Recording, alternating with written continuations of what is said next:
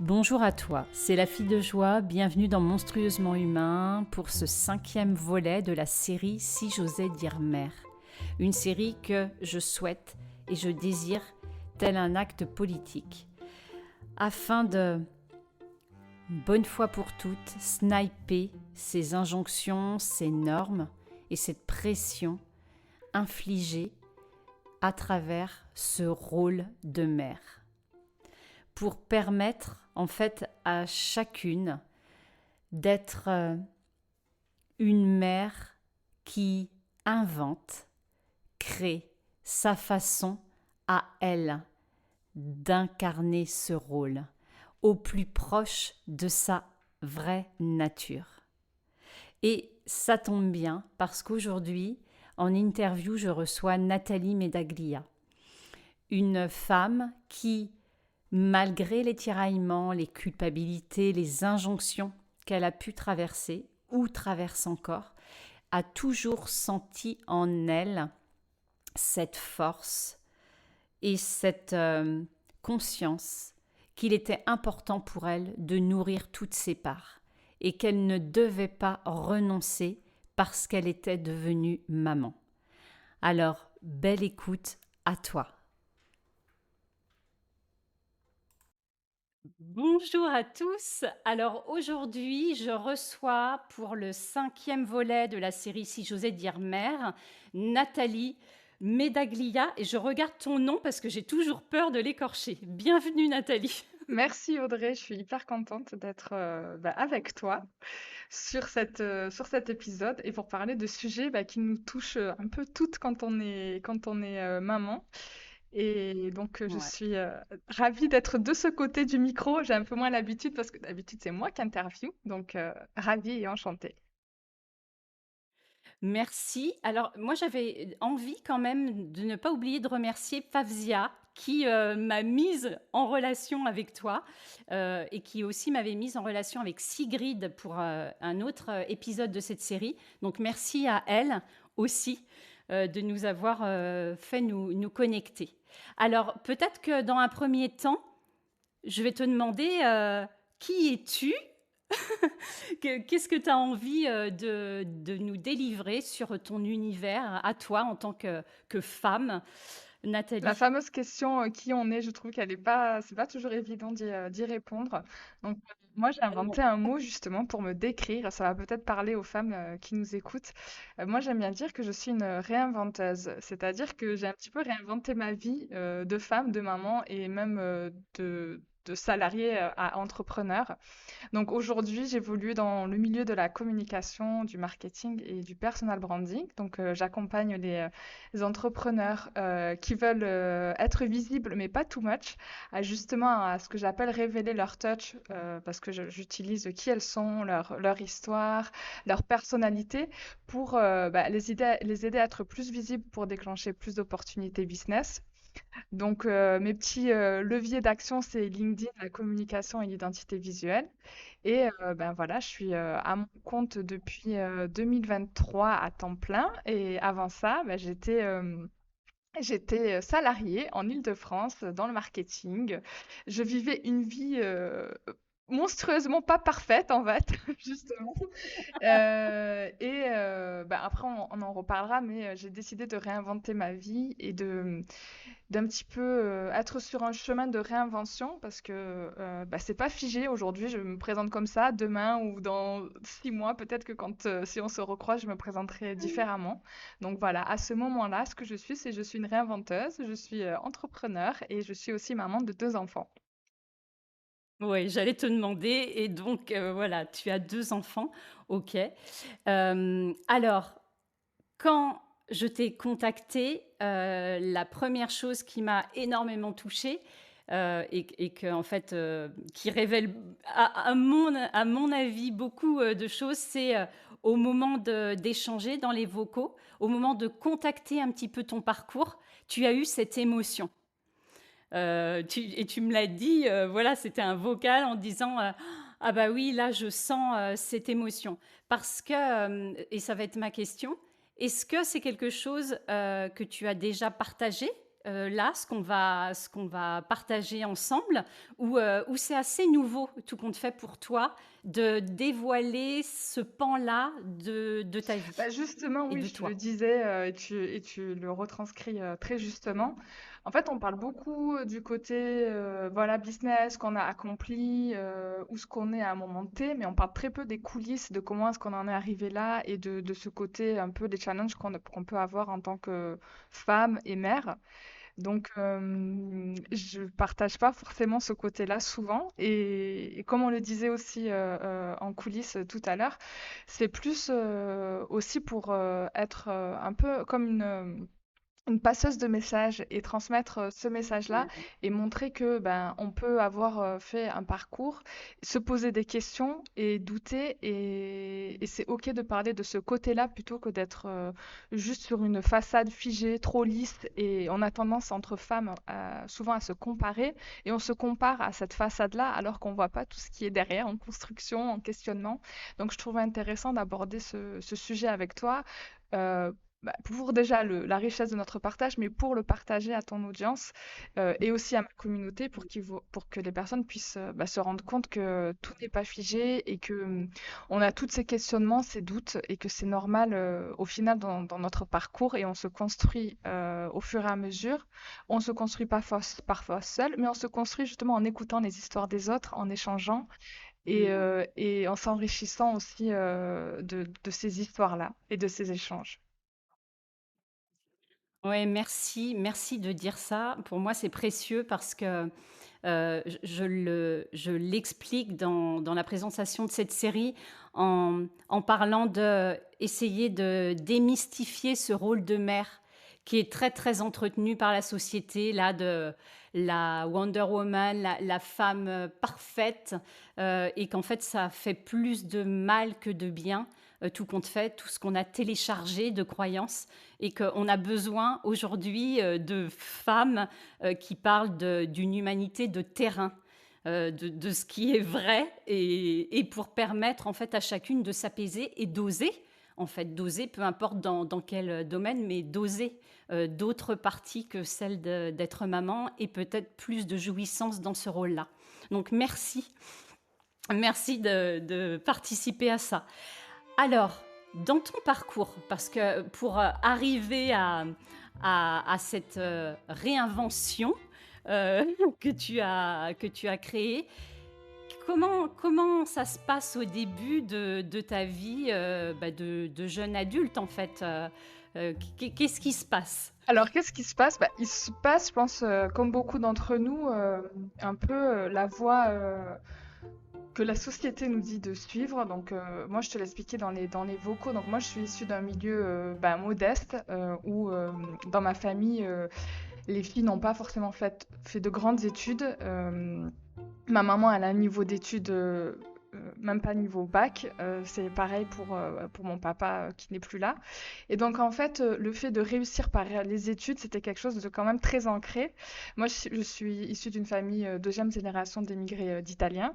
Donc, le fait de s'enrichir par les études, enfin je parle de pas s'enrichir juste pécuniairement, mais d'y arriver, de montrer qu'on Oui. s'intègre dans la société, c'est ce qui m'a moi été inculqué de il faut bien travailler à l'école, il faut être première de la classe.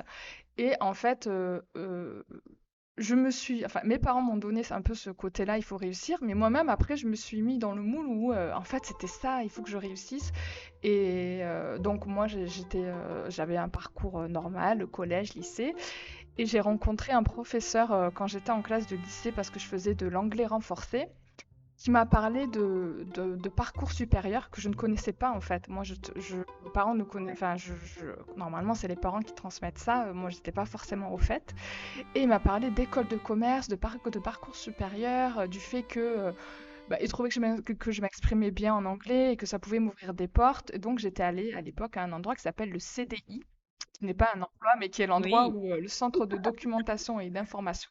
Et j'avais fait un petit peu ma geek quoi. Le mot n'existait pas encore parce que j'ai cherché dans tous les livres, il y avait des livres qui s'appelaient «L'étudiant» à l'époque, de dire: «Mais c'est quoi ce truc Oui, de oui. c'est quoi une école de commerce?» J'avais vu qu'il fallait passer par une classe prépa, et du coup, je m'étais un peu faite mon idée en me disant: «Ah bah, ça peut être pas mal ça, bah, je vais peut-être en parler à mes parents». Donc c'est un peu le truc de, cette mécanique inversée où c'est moi qui vais parler à mes parents qu'il existe ça, qu'après mon bac, je vais m'inscrire dans un truc qui s'appelle une prépa. C'était un peu ce truc de je fais mon chemin par curiosité. Et ça a toujours été ça aussi que maintenant en en parlant avec toi, c'est toujours le fait d'être curieuse et de me dire: «Ah, il existe d'autres chemins, d'autres choses». Donc surtout que, bah, peut-être pour les personnes qui nous écoutent, après ça dépend de quel milieu on vient, mais faire des études supérieures pour certains, c'est normal. Pour moi, en fait, je savais pas ce que c'était. Je savais pas qu'après le bac, bah, je pensais que ça y est, c'était fini. Après le bac, on travaillait, mais non, en fait, on pouvait aller plus loin. Donc Ouais, c'était déjà bien, quoi. Pour toi, au départ, c'était déjà, déjà tu franchissais un palier par rapport à ta voilà, famille. et surtout, Ouais. bah, je me suis dit: «Ah, mais il y a d'autres chemins, il y a d'autres possibilités», et j'avais pas moyen de comparer avec d'autres personnes qui avaient fait, parce que souvent, ce qu'on peut voir, c'est dans le schéma familial, on se compare aux parents qui ont Mmh. réussi, qui ont un certain métier, et là, moi, en fait, c'était un peu déjà dès le début, je m'étais dit: «Je sors des codes, je crée un peu ma voie et je vois ce qui est le mieux pour moi», et ce professeur, d'ailleurs, il s'appelait Monsieur Benassi, je me rappelle encore de son nom. C'est grâce à, en fait, au final, c'est grâce à cette discussion que ça a fait germer cette graine. Il devrait y avoir plus de monsieur comme ça. Et donc, je me dirige vers la voie prépa, école de commerce, pour, bah, pour réinventer ma lignée, on va dire, pour partir un peu à la grande ville. Donc, je viens du sud, moi, de la France, donc de Marseille. Et je savais d'ores et Mmh. déjà que, en faisant une école de commerce, il y allait avoir l'étape où je quitte le nid familial et où je vais déjà étudier autre part. Et ensuite, je savais que j'allais faire ma carrière, certainement dans une autre grande ville et encore plus certainement sur Paris. Donc, Oui. je fais mon parcours scolaire, je cherche mes stages toujours bah, sur Paris en marketing communication, et mon premier job, je le décroche bah, sur Paris, enfin en Île-de-France. Donc, c'est un peu le fait de se dire, je découvre un nouveau parcours, et je fais un peu mes trucs de mon côté, quoi. C'est pas tout à coup je suis devenue la fierté familiale, c'est juste, bah, je suis la nana qui, bah, elle a réinventé un peu les choses, elle est partie, elle fait sa vie, on sait pas trop ce qu'elle fait, mais elle a l'air de réussir, quoi. Oui, tu es un peu l'extraterrestre, Ouais, quoi. c'est un peu, maintenant ouais, c'est un peu, je suis un peu l'électron libre, quoi. Oui. Ouais, ouais. Et on te pose à ce moment-là, tes parents te posent des questions? Enfin, il y a une curiosité ou quelque part on te fait confiance mais on se mêle pas? Alors, il y a eu un événement un peu tragique qui m'est arrivé pendant cette période-là. Donc, j'ai perdu mon papa quand j'avais 18 ans. Donc, en plein, la rentrée Ah, de mon école de ma prépa, en fait. Donc, au final, c'était OK. un peu moi le fait de me dire, je continue, enfin, c'est la fierté mon père doit être fier de moi, je dois être la Mmh. fierté de mon père et de mes parents. Donc ma mère, elle me fait confiance, et enfin, je travaille beaucoup, j'ai toujours beaucoup travaillé, j'aime bien, enfin, j'aime bien étudier, j'aime bien être très concentrée. Donc elle me fait confiance, et elle, bah, du coup, elle est en deuil, enfin, on est tous en deuil, mais elle est veuve, donc elle est plus en train de voir comment est-ce qu'elle gère aussi mon frère qui est plus petit. Et on trace, quoi. Elle me dit: «Bon, je te suis», on était en mode, copilote. Elle me dit: «Bon, tu veux faire ça? OK», Oui. parce que ça impliquait de chercher un appartement après. Donc j'ai fait mon école de commerce, à Grenoble. Donc, elle a toujours été là, pour, bah, m'aider, m'épauler, me dire: «Ah, OK, tu veux faire ça». Elle m'a aidée à chercher un appart, donc, c'était plus, elle me fait confiance, et ben: «Fais ta Ouais. route, je te fais, enfin, je crois en toi», quoi. Mais il y a jamais eu ces mots qui Mmh. sont sortis, c'était plus implicite, de, Oui, je voilà: comprends. «Fais tes choix, vas-y», quoi. Ouais. Elle avait aussi d'autres choses à digérer, j'ai envie de Ouais, dire. ouais, Ouais. ouais, ouais. OK. Et donc, alors, tu fais cette école, tu trouves un premier poste et tu l'as dit, donc là, c'est la carrière. Enfin, c'est le boulevard vers, entre guillemets, une certaine réussite. Et qu'est-ce qui se passe? Bah, qu'est-ce qui se passe? Il se passe que je me dis, mais enfin, c'était déjà en reparlant, hein, parce que j'ai pas toujours, on fait pas tous les jours cette rétrospective hein, devant son miroir, donc c'est un peu thérapeutique là ce qu'on fait, je trouve. Ouais, je me dis, mais en fait c'est ça, c'est c'est tout. Donc premier poste, déjà il y a la question qui quand même qui concerne les femmes, du salaire.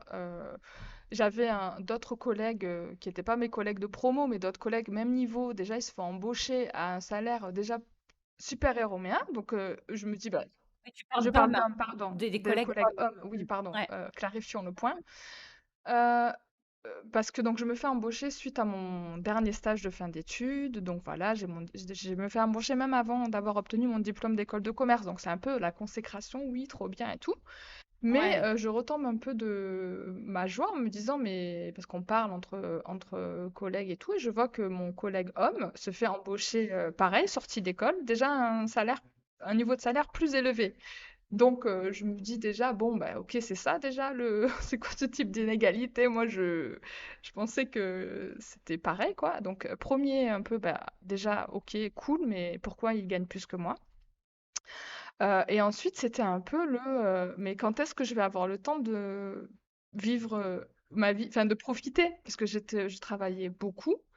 Bon, 1er emploi, on veut faire ses preuves et tout, donc en fait, j'étais en train de me dire: «Mais c'est ça la vie? C'est bizarre». Alors que j'étais, voilà, juste une jeune femme en Île-de-France, célibataire, j'avais pas encore d'enfant. Oui, c'est ça. Je m'étais dit, Pas du tout de ouais, charge. donc Oui. je m'étais dit, «Mais c'est en fait, tout le monde fait ça, c'est bizarre, c'est bon, c'est pas très bien, quoi».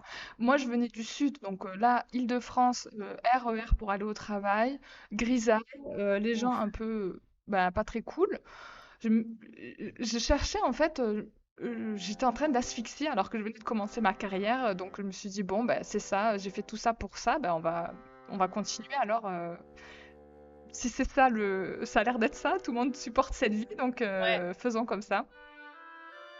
Ouais, c'est ça. Là, c'est intéressant de voir, on le disait un peu en off pour autre chose, mais ce truc de mais oui, en fait, puisque tout le monde a l'air de vivre comme ça et que c'est normal, qu'est-ce qui me prend? Pourquoi je ferais différemment, en fait?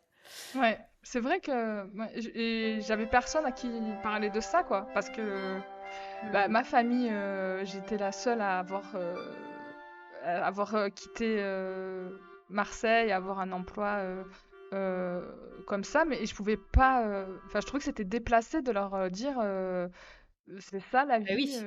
enfin, j'avais peur d'être prise comme une ingrate ou comme, voilà, Mmh. une Tu ouais. sais pas ce que tu veux. Tu sais pas ce que tu veux, tout compte fait. Ouais, ouais, le truc horrible qu'on peut Et se dire, donc, quoi. ouais, et à ce moment-là, la personne à qui pardon, ma famille, c'était pas possible. Je voyais pas le dire à mes collègues. Déjà, j'étais énervée parce que mes collègues, masculins gagnaient plus que moi. Je voyais pas dire ça à la machine à café, «Mais c'est ça en fait, vous aimez bien pour votre vie?» Donc c'était un peu, Ouais. ben, OK, bah, c'est ça le chemin qu'il faut suivre, faisons-le, quoi. Donc ça, c'était Et mes premières années de salarié, cadre en marketing. Donc je m'étais dit: «Ben, je suis arrivée au point où je veux et so what, quoi?» et en même temps, dans cette interrogation, on sent déjà, en fait, cette essence, ce truc, chez toi qui, de toute façon, ça ne peut pas tenir. Il y a déjà une partie très créative et très, alors rebelle dans le sens, tu sais, pas contre les autres, mais pour soi, en se disant: «Je peux pas, quelque part m'élever, me déployer, harmonieusement ainsi». On sent déjà que c'est Ouais. là. Et c'est vrai que on le sent en parlant a posteriori, parce que si le but aussi, c'est d'être dans ce mode de transmission. Quand on est dans l'événement, dans le temps T, en fait, on se pose des questions, mais on se dit, bah, c'est normal. C'est là, a posteriori, où on peut faire, ça fait un peu un effet miroir, où on se dit, ah oui, en fait, c'est pour ça que, donc, pour la suite de l'aventure, donc c'est pour ça que, donc, je fais 2 ans et demi à mon premier poste, là. Et en fait, j'ai tout fait, mais je me suis dit, bon, c'est l'entreprise qui me correspond pas, c'est le poste, donc je cherche autre chose après. Et en plus, j'étais un petit peu frustrée de ce côté salaire. On me disait, oui, dans 5 ans, tu auras peut-être une augmentation ou dans je sais pas quel. Je me suis dit, mais en fait, déjà, injustice. Moi, j'arrive sur un poste, on me propose pas le même salaire que mon collègue masculin. Et il faut que j'attende 5 ans alors que je travaille limite plus que lui, j'ai des meilleurs résultats. Ben, injustice, je cherche autre chose, quoi. Donc, Ouais. j'ai changé après dans mon profil, j'ai beaucoup, au bout de, à chaque fois 2 ans et demi, 3 ans dans un même poste, je sentais que asphyxie, quoi. Il fallait que je fasse Ouais. autre chose, alors que je Ouais. voyais beaucoup autour de moi, bah, pour être promu. Après, il fallait au moins faire 5 ans sur son poste, moi 5 ans, je pouvais pas, mais j'ai pas le temps. C'est, je vais mourir à petit feu, c'est pas possible. Ouais, ouais.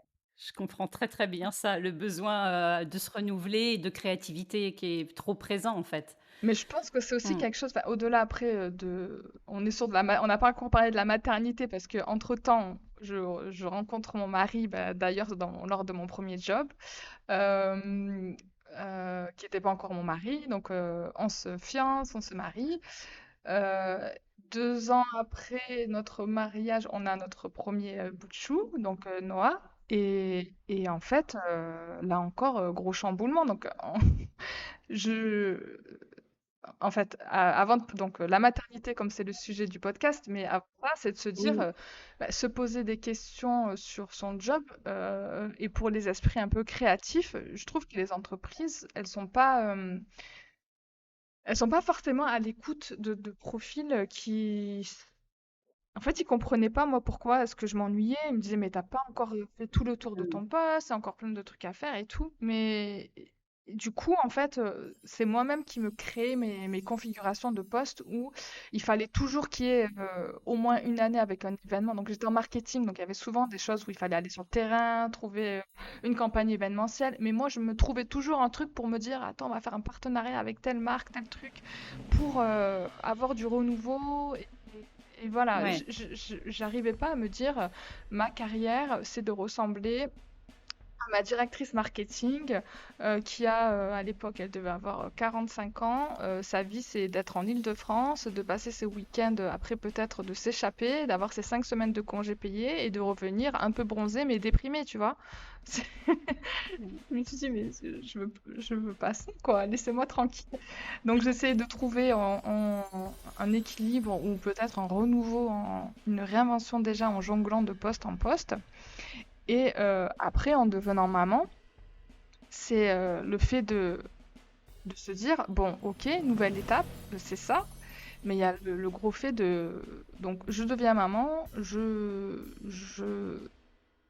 suis dans cette entreprise. L'arrivée Donc oui. excu excuse-moi, mais l'arrivée de cet enfant, parce que du coup, tu deviens maman, pour toi, c'est plutôt, simple, cette arrivée, cette naissance, cette nouvelle casquette? C'est plutôt simple pour toi, globalement, ou c'est un peu quand même c'est un peu, tremblement de terre ou Alors, comment c'est un peu tu tremblement de terre parce que déjà j'ai eu une grossesse un peu compliquée, j'ai dû être alitée et tout. Donc j'ai eu un plus long arrêt de travail que les mamans un peu warriors qui s'arrêtent juste à 3 mois, enfin je sais même plus, 8 semaines avant d'accoucher, je sais même plus c'est quoi le truc. Moi pour mes deux grossesses, ben c'est réinvention ou c'est la pression qui descend, je sais pas, mon corps me disait de m'arrêter. Donc en fait, Mmh. j'étais alitée, après ça s'est remis, mais j'étais en arrêt quand même pas mal de temps sur ma grossesse, donc c'était un peu un moment cocon, mais aussi un moment de peur de me dire est-ce que ça va bien se passer ou pas bien se passer. Et après, moi, quand j'ai eu mon fils, je me suis dit, mais donc concrètement, là, quand il a même pas 2 mois, je suis censée trouver une place en crèche et le laisser alors que c'est un tout petit bout et que Du coup, moi, j'étais, je pense, au bout de 5 mois de grossesse, j'étais en risque, quoi. Je me suis dit, mais j'ai pas fait tout ça Mm. pour, là, je le laisse à lui. Donc, il y a eu ce côté grosse culpabilité euh, de laisser mon enfant. Donc, j'ai choisi de prendre pour le premier, j'ai pris un petit congé parental euh, avec mon Ok. entreprise.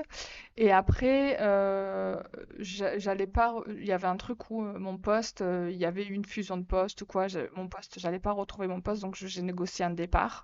Et de toute manière, j'étais dans un cycle, quoi. Enfin, je pouvais pas retourner au même endroit. J'avais besoin de renouveau. Pour moi, voilà, je suis maman, j'ai besoin. Donc, je trouve un autre poste avec encore plus de responsabilités. Et donc là, il y a le côté culpabilité de bah, ok, je suis maman, je suis cadre manager, je travaille dans une grande boîte de produits laitiers.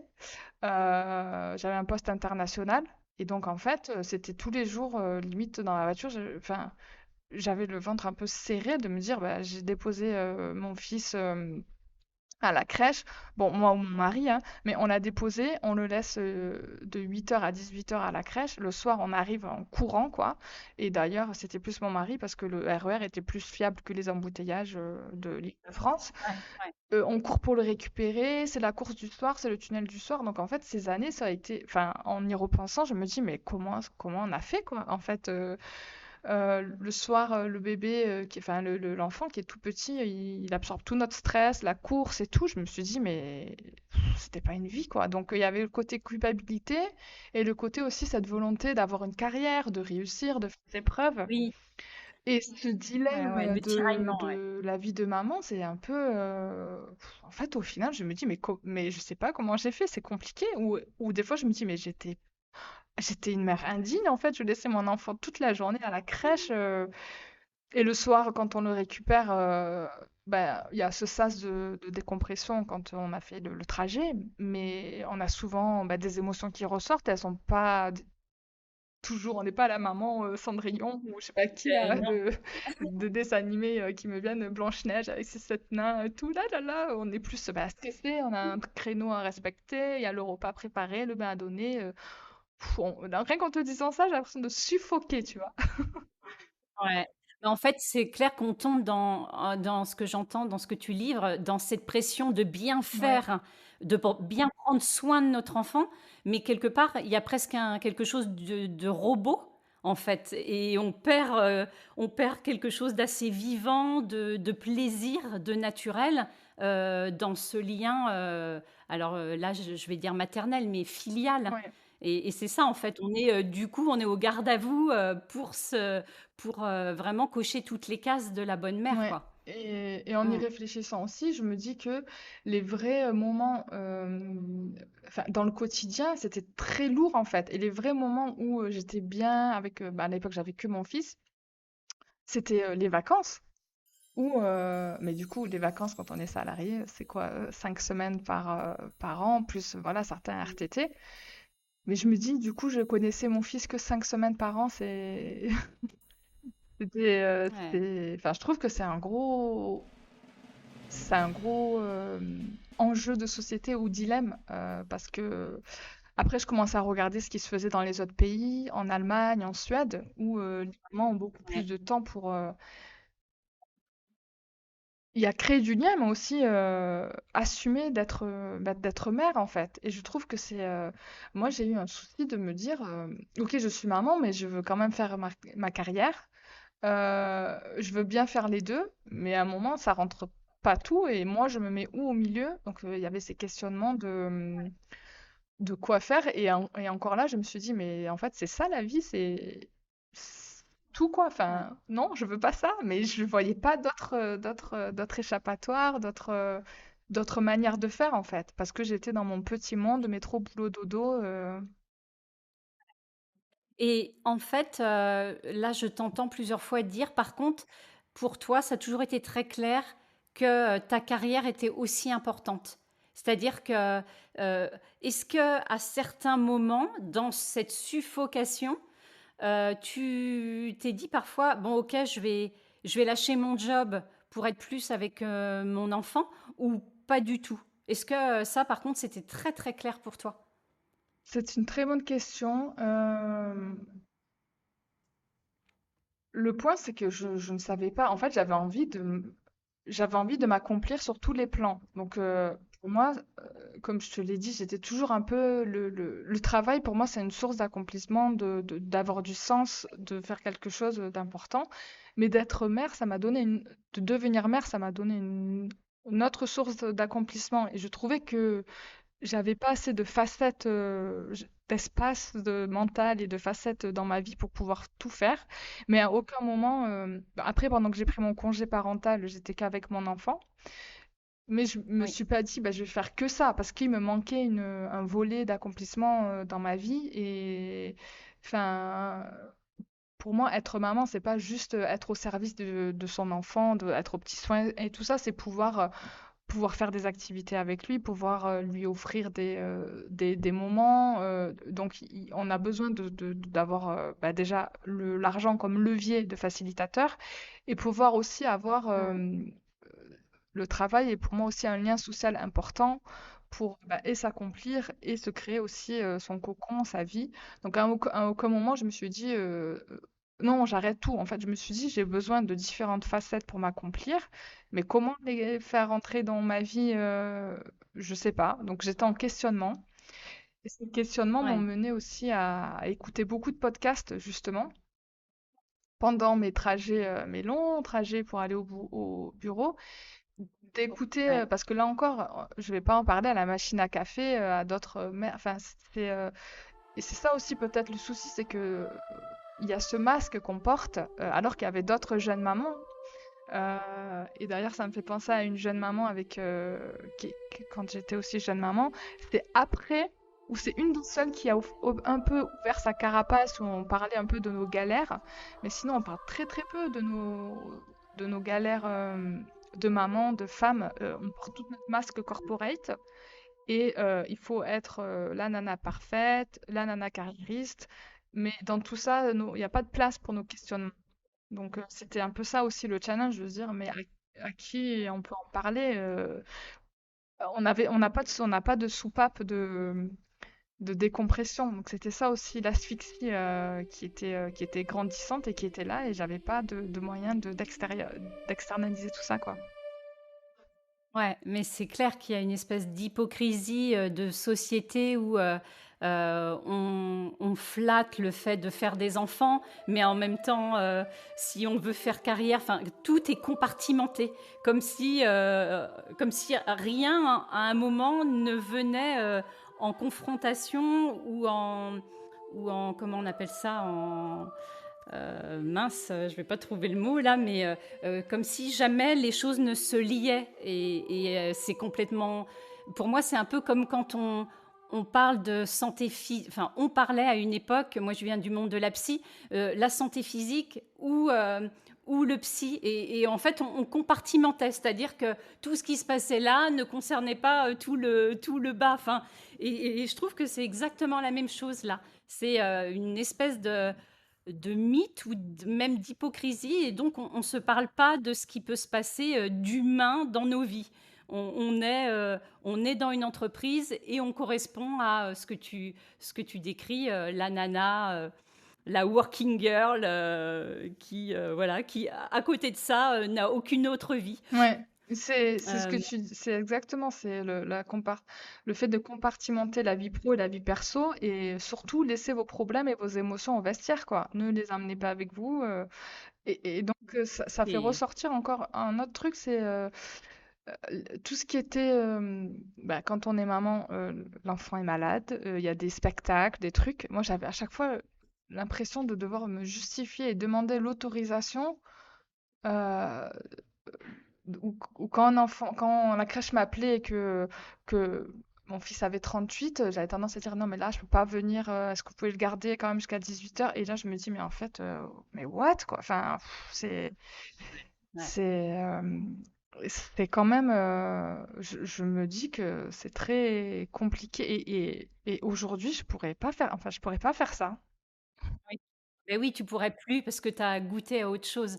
Alors, j'ai juste envie quand même de souligner avant d'avancer que ce que je trouve très intéressant pour les auditeurs, auditrices, c'est quand même de voir chez toi cette capacité à comprendre que tu as différentes facettes.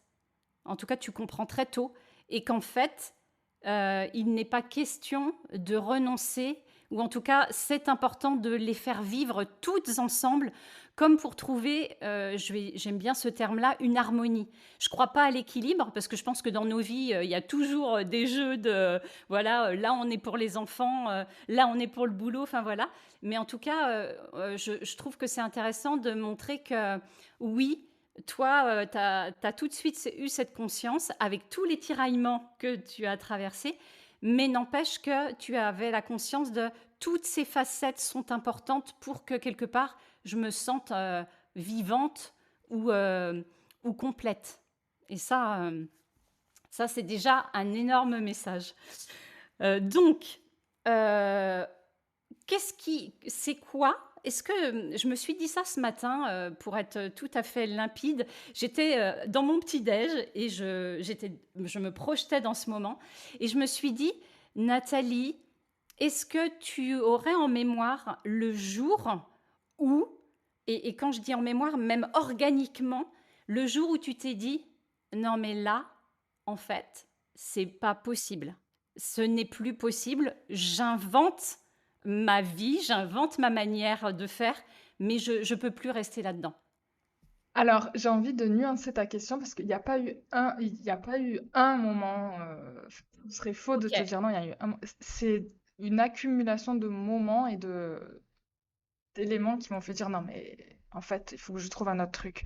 Donc, la première chose dont je me rappelle là, ça me donne des frissons d'ailleurs, c'est les trajets, donc, entre-temps, j'ai mon deuxième enfant, ma fille, et je change d'entreprise. D'ailleurs, l'entreprise où j'ai rencontré la fabuleuse Favia, on était collègues. Moi, j'étais au marketing, elle était en R&D. Et d'ailleurs, ça fait partie d'une des autres nanas avec qui on a pu parler, un peu lever le masque au début. Mais on avait toutes les deux un peu les masques corporate, non, mais on a fait tomber ça. Donc, dans ces déclics, c'était mes trajets pour aller au boulot, bon, qui étaient bien de 45 minutes, 1 heure, où à chaque fois, j'écoutais un podcast. Enfin, j'écoutais des podcasts d'autres femmes qui avaient changé de vie, en fait. Donc, il y a deux Ouais. podcasts qui m'ont aidée. Donc, c'est le podcast de Jenny Chamas et le podcast et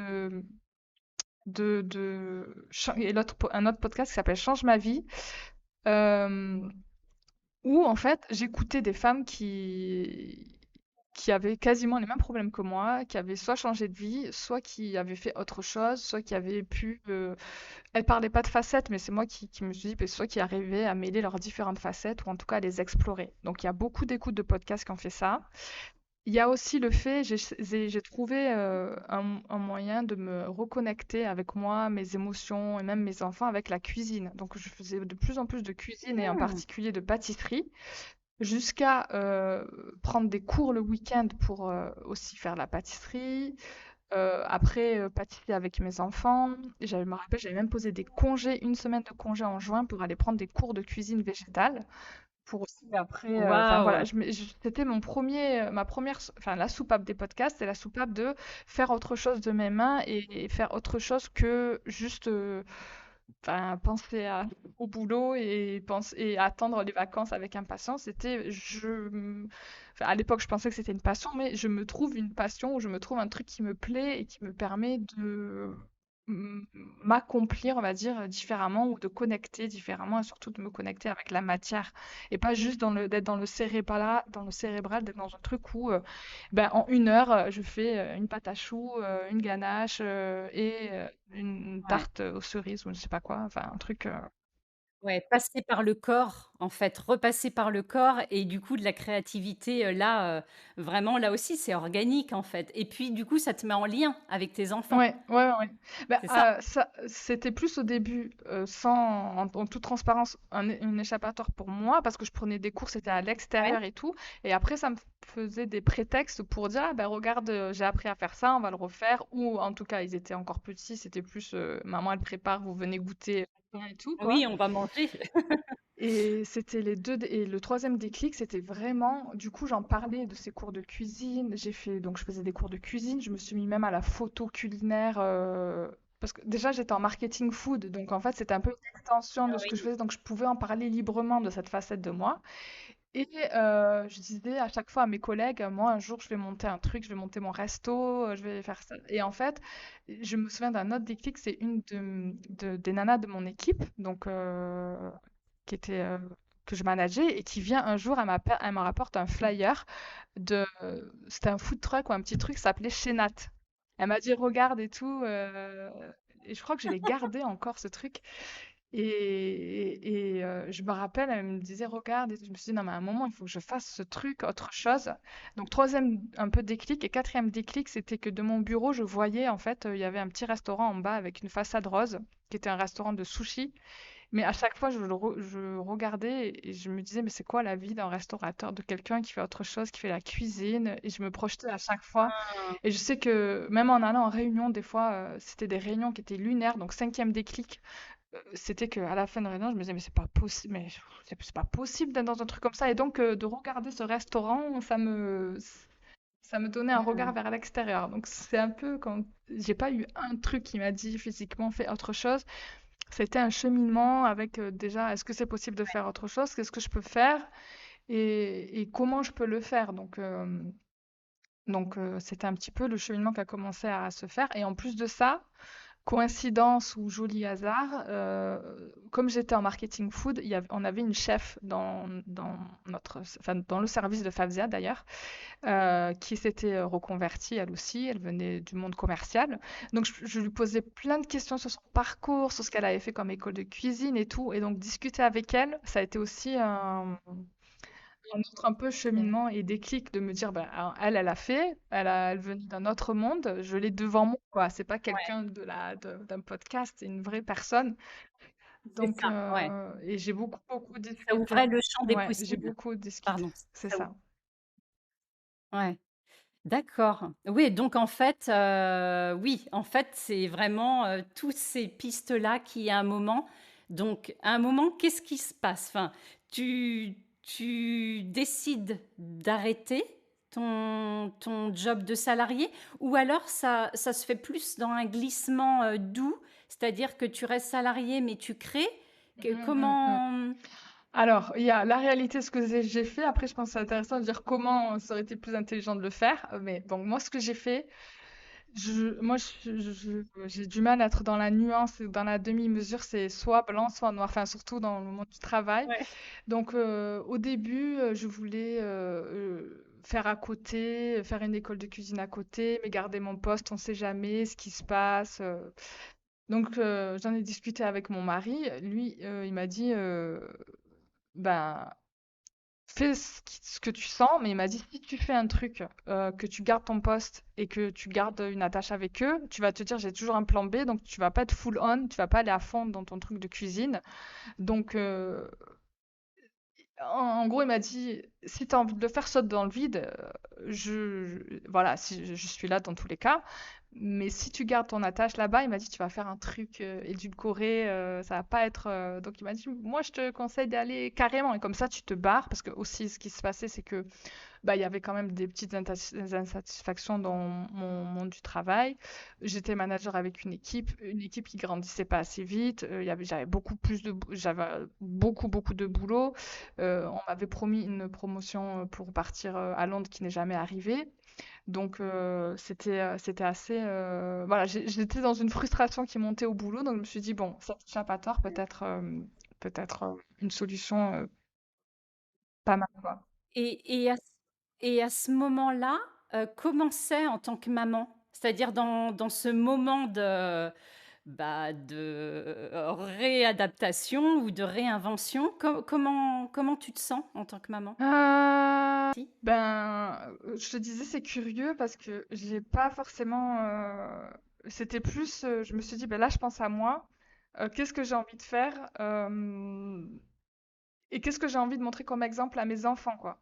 Donc, après, ils étaient petits. Euh, et je me suis dit, enfin, la première question les premières interrogations que j'ai eues, c'était avec moi-même, après avec mon mari, et en troisième, vraiment, je me suis dit, qu'est-ce que j'ai envie que mes enfants pensent de moi? Euh, et Hmm. de me dire, est-ce qu'ils ont envie de voir une maman stressée, pas contente de son job, frustrée, ou une maman qui s'écoute, qui s'autorise à se réinventer. Et même si c'est un fail après, ils se seront rappelés que bah, je me suis autorisée à faire ça, quoi. Donc c'était plus de Quel penser. modèle je veux être? Exactement. Quelque part, quel modèle je veux être? Ouais. Ouais, ouais, Ouais, ouais. ouais. Oui, parce que, ce qui est intéressant quand même, enfin voilà, j'ai envie de le dire, même si, je sais qu'on le sait, mais quand on est au charbon, c'est que mine de rien, nos enfants, ils retiennent de nous ce que l'on incarne plus que ce que l'on dit. Et parfois, on oublie, prise dans, ou pris, même si je le généralise à hommes et femmes, mais on oublie ça. Et c'est vrai que de se poser la question, qu'est-ce que je veux être? Quel modèle? Qu'est-ce que je veux incarner? Qu'est-ce que je veux que mes enfants euh, retiennent ou comprennent? Bah c'est pas la même chose, du coup, d'avoir cette conscience-là. Mm. Donc, donc, tu te poses cette question-là, et la réponse alors, c'est quoi à ce moment-là?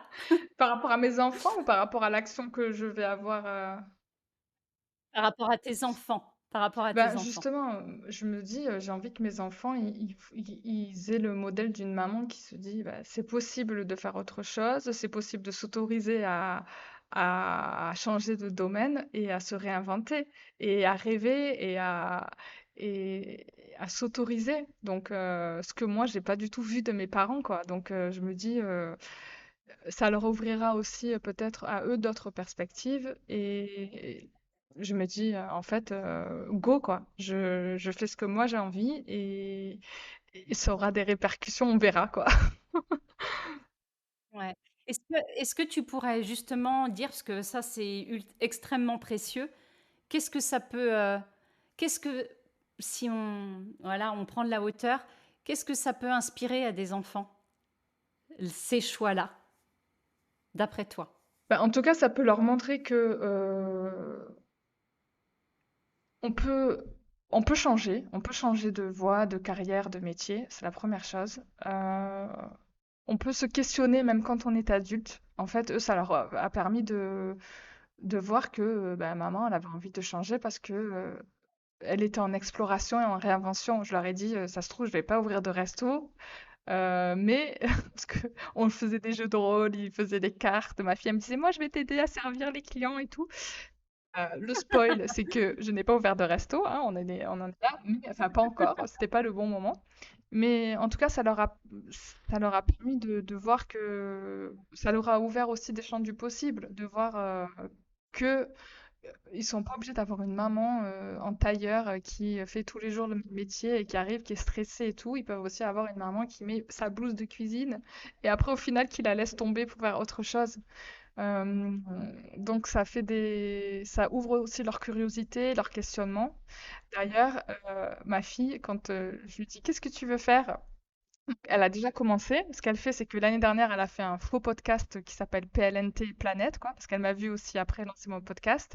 Bon, c'était des trucs enregistrés sur l'ordinateur, donc ça n'a pas été diffusé, mais voilà, il y avait quand même une ligne édito, un truc et tout.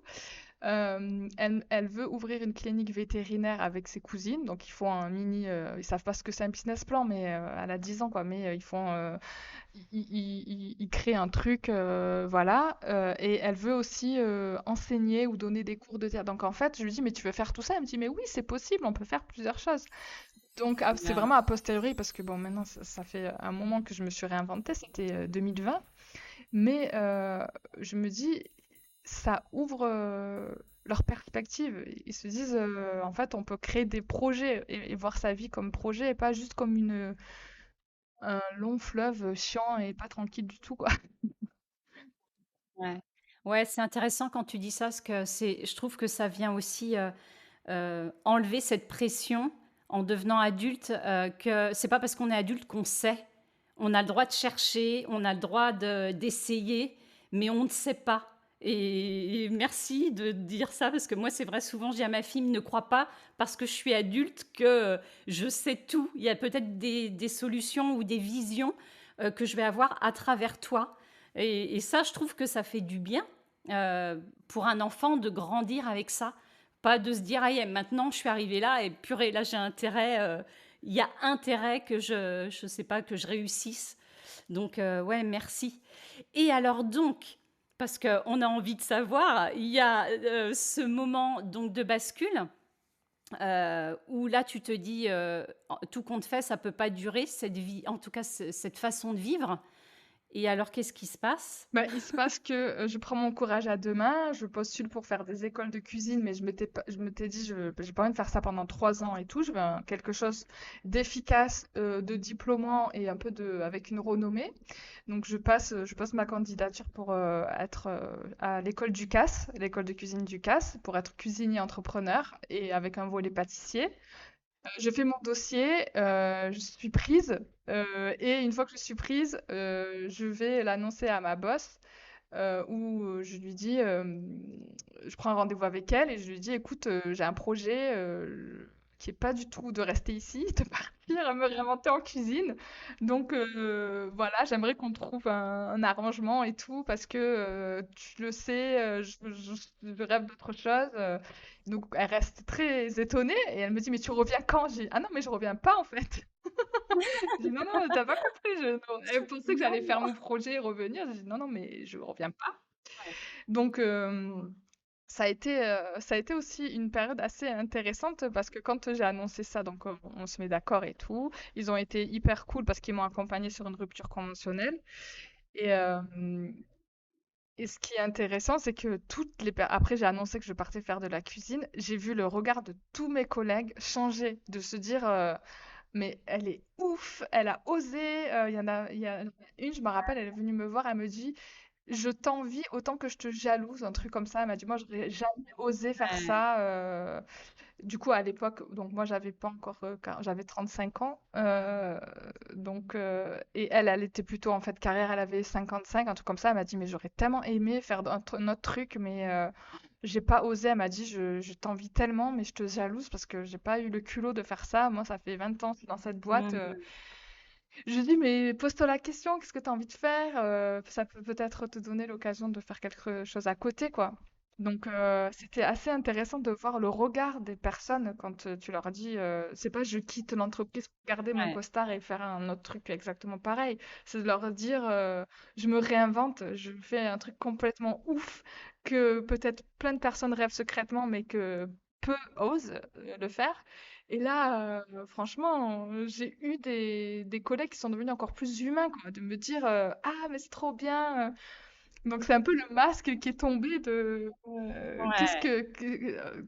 et tout le monde avait un peu quelque chose dans la tête: «Ah moi je rêverais de faire, je sais pas quoi, un voyage, en escalade, de 3 mois, mais je peux pas poser trop». Tout le monde est venu me dire un petit peu ses projets de réinvention, quoi.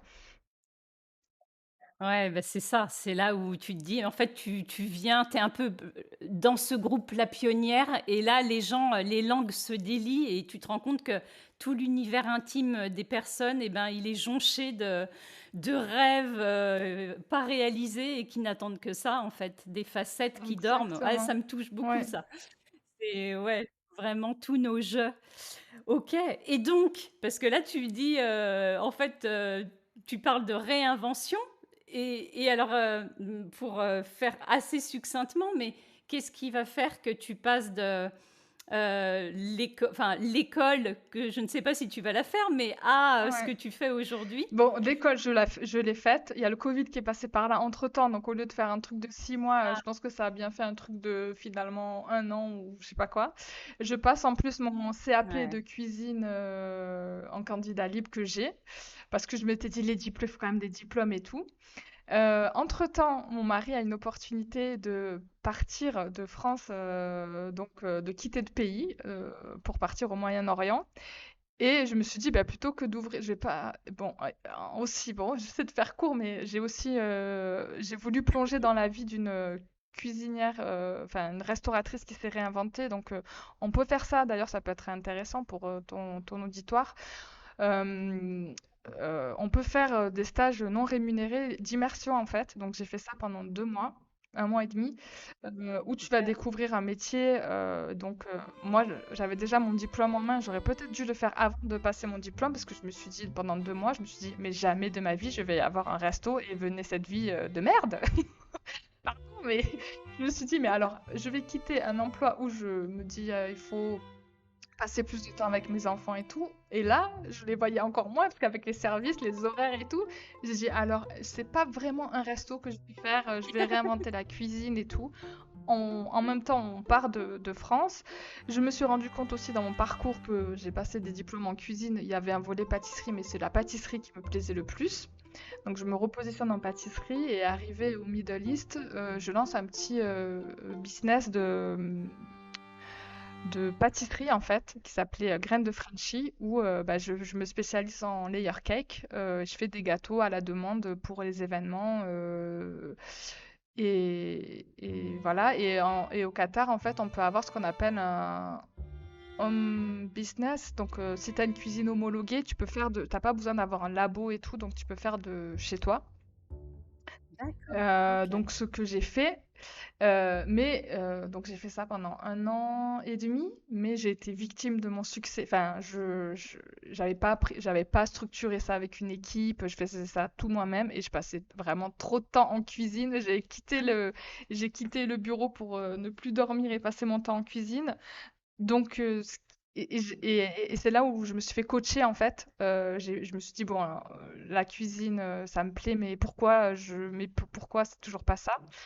Et donc, c'est là où je me suis fait coacher. J'aurais peut-être dû me faire coacher avant et où j'ai mis le doigt Hmm. sur le coaching que j'ai pris, c'était à la base pour développer mon entreprise, mais j'étais en train d'être sur les prémices de ce que je fais actuellement, c'est-à-dire de réinventer la communication et le marketing pour les entrepreneurs, de prendre que les leviers intéressants pour aider les solopreneurs qui n'ont pas tous les outils des grandes entreprises à développer leur visibilité.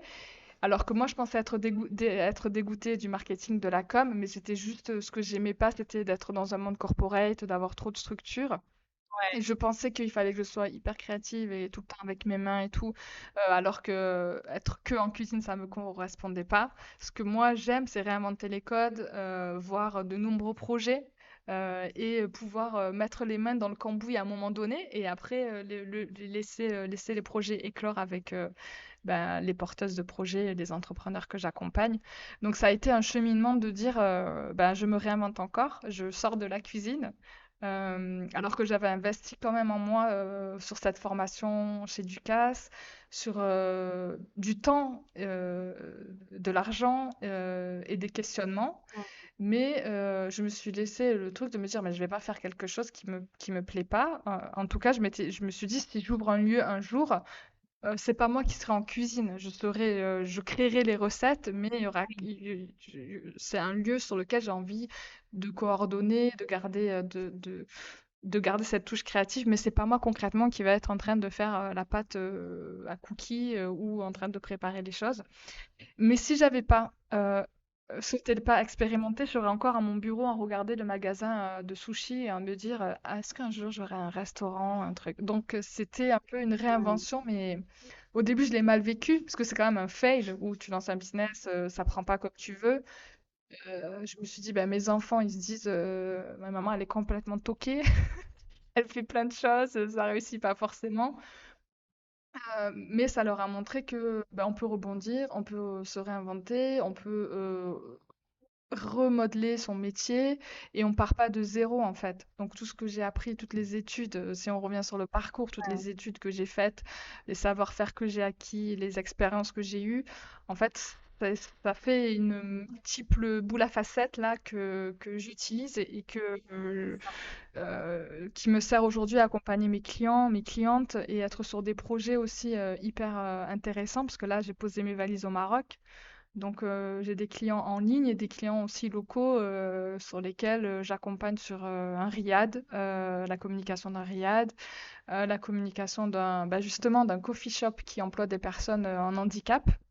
Et un Ok. lieu, j'accompagne aussi un lieu qui s'ouvre là, qui ouvre, entre coffee shop, yoga et atelier créatif. Donc en fait, tous ces projets, c'est des projets que je me dis, ah, trop intéressant, mais je plonge dedans par rapport à maintenant ma casquette de communicante. Et ça me permet d'explorer Hmm. différents projets sans moi-même les construire. Et en fait, ça m'a appris aussi à me Ouais, connaître davantage et de me dire, en fait, moi, ce qui me plaît, c'est pas forcément de construire des projets, mais de les aider à éclore et de mettre mon ouais, je savoir-faire comprends. au service de ces projets pour qu'ils prennent leur envol ou qu'ils prennent de l'ampleur. Et ça, j'aurais pas pu le savoir si Ouais. j'avais pas moi-même fait ce chemin de réinvention. Ouais, merci. Ouais, c'est vraiment de pouvoir soutenir le déploiement et l'envol de chacun, tout compte fait. En fait, de soutenir la créativité des autres et en même temps de nourrir la tienne. Donc, ouais, c'est très chouette. Et j'avais envie aussi, parce que tout de suite, tu l'as dit de façon assez courte, mais, et puis après, ça sera la fin. Mais tu dis, bah, mes enfants, ils vont me prendre pour qui dans ce côté j'essaye, euh, j'échoue, mais quand je dis ça, c'est vraiment dans le bon sens, hein, il n'y a pas de jugement, et je recommence. Et donc, tu as craint, c'est vraiment quelque chose que tu as craint, que tes enfants, enfin, ou tu avais peur de passer pour qui ou pourquoi aux yeux de tes enfants, plus clairement, ouais. Oui, c'est quelque chose, je me suis dit, mais ils vont se dire, c'est surtout, ils vont se dire, papa, il a un vrai travail stable, et maman, elle est en exploration, c'est un peu euh, la, l'enfant qui a, je me suis dit, ça se trouve, ils se disent que je suis un enfant qui a pas bien grandi ou autre, mais en fait, j'ai jamais eu cette discussion avec eux, mais je vois que c'est surtout ma fille. Après, mon fils, il est un peu moins créatif, on va dire, ce que je peux en percevoir. Mais quand je vois que ma fille elle-même, elle se dit, ah, ben, je vais lancer un podcast, je vais aller interviewer mes copines pour savoir c'est quoi de vivre au Maroc, parce que ses copines, elles ont grandi au Maroc. Ma fille, elle a grandi un peu en France, un peu au Middle East, un peu ici. Donc, en fait, elle a ce côté, cette curiosité et ça leur ouvre au final, comme on le disait tout à l'heure, des chemins qu'ils n'auraient jamais pu avoir si ben, ils m'avaient vu juste rester sur une carrière, on va dire, toujours la même et tracée, quoi. Là, ils se disent, bah, maman, elle expérimente et je, je leur dis ce que je suis en train de faire, je leur explique, mais je pense que ça leur donne aussi deux volets de voir comment est-ce qu'on peut faire une carrière et comment est-ce qu'on peut il y a plusieurs manières de travailler en fait. C'est pas juste être Mm. dans une entreprise derrière son bureau. Donc ça leur permet de voir plusieurs choses que il n'y a pas beaucoup d'enfants, je pense, qui peuvent voir ce type de configuration. Ouais, c'est sûr. Et puis, ce que je trouve très chouette aussi à éclairer là, c'est cette croyance que l'on a de quand on change à répétition, quand on cherche à répétition, souvent le discours qu'on peut avoir ou qu'on projette sur les autres, c'est oui, je sais pas ce que je veux, je suis immature, tatati tatata, alors qu'en fait, c'est vraiment une question de curiosité. C'est plutôt une appétence de découvrir et de trouver ce qui est le plus juste pour soi. Donc, tout compte fait, une très belle qualité. Aujourd'hui, et on finira là-dessus, aujourd'hui, par rapport à ta vie de famille, comment tu te sens? Comment ça fonctionne? Quelle harmonie pour Mhm. toi et ta famille? Bah, déjà, aujourd'hui, Donc, on parlait au début aussi de ce gros sentiment de culpabilité quand on laisse les enfants, etc. Donc, aujourd'hui, j'ai la chance de... Je me suis dit, bon, on habite à côté de l'école, comme ça, mes enfants, maintenant, ils sont plus grands, mais soit je les amène à pied, soit ils peuvent y aller tout seuls, mon grand a 13 ans, là. Euh, je sens que c'est plus harmonieux, il y a moins de culpabilité, même si elle est quand même là, parce que ben, je travaille quand même, je passe quand même beaucoup de temps derrière l'ordinateur. Je pense qu'elle s'en va jamais, cette culpabilité.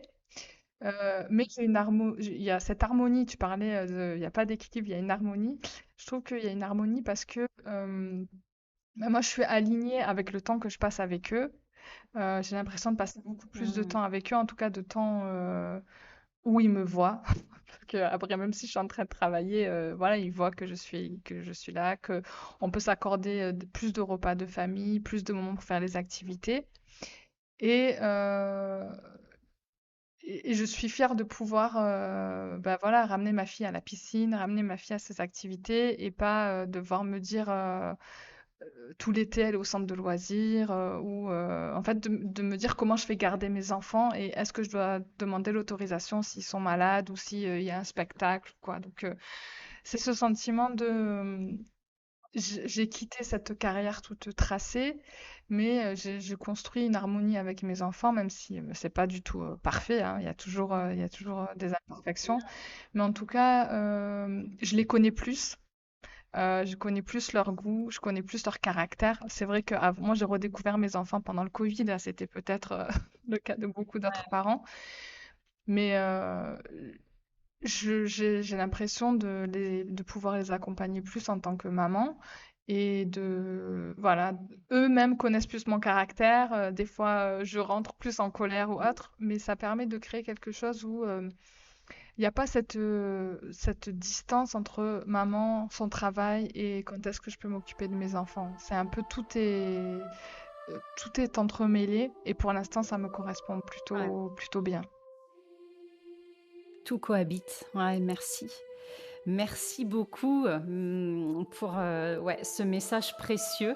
Est-ce que pour finir, tu auras envie de transmettre vraiment ou de clôturer avec un passage comme tu disais, de bâton ou de transmission? Qu'est-ce qui te semblerait vraiment là important à dire? Mais c'est de s'autoriser en fait, de s'autoriser déjà à rêver, à écouter d'autres personnes qui ont peut-être fait ce que vous avez envie de faire et d'aller à leur rencontre ou d'écouter des podcasts pour voir comment est-ce qu'elles ont fait et après vous de vous demander c'est quoi le premier petit pas pour aller vers cette réinvention, pour pas que ça reste au fond de votre cœur en train de faner, mais de faire éclore cette fleur, si vous avez un projet de cœur au fond de vous, surtout quand on est maman, enfin, de laisser exprimer vos multiples facettes et d'oser faire briller celle-là qui vous donne envie dans les prochains mois ou dans les prochaines semaines. Ah, merci, merci Nathalie. Ça, c'est une belle finale. Merci d'avoir pris ce temps.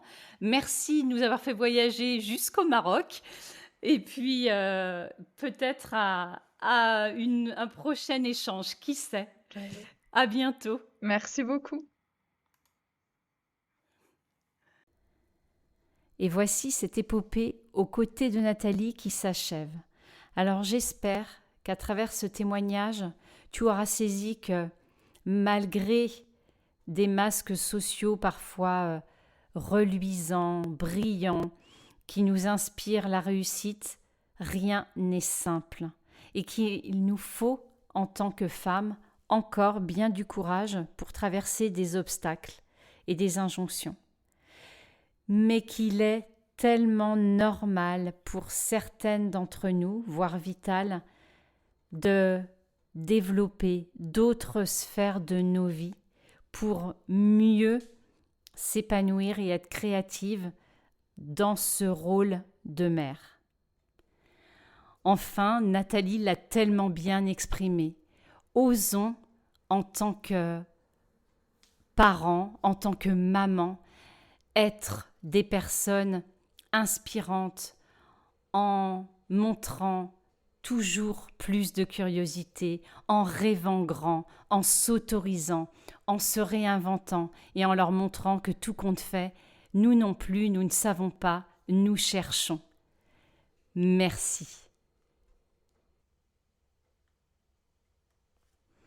Merci à toi Nathalie de me soutenir dans cet élan pour cette série et merci pour ta participation joyeuse et généreuse. Alors toi, l'auditeur, auditrice, tu trouveras en dessous de l'épisode des liens qui te permettront de découvrir l'univers de Nathalie, mais aussi de pouvoir nous contacter, elle ou moi. Pour finir, je t'annonce la naissance d'Humanescence qui intègre dans son univers le podcast Monstrueusement Humain. Humanescence, ce sont des offres comme l'interview podcastique pour les pros et les artistes, qui est un outil de com authentique pour ton entreprise, axé sur ton humanité et ta grande vision. Enfin, tu es un particulier et tu as envie de laisser une trace vocale de peut-être ta grande histoire d'amour ou encore de ton aventure en tant que parent, ou enfin de déposer un secret et alléger tes proches et toi-même, eh bien, l'interview Ta foutue vérité t'est aussi proposée. N'hésite pas à me contacter. Sur ce, ciao ciao!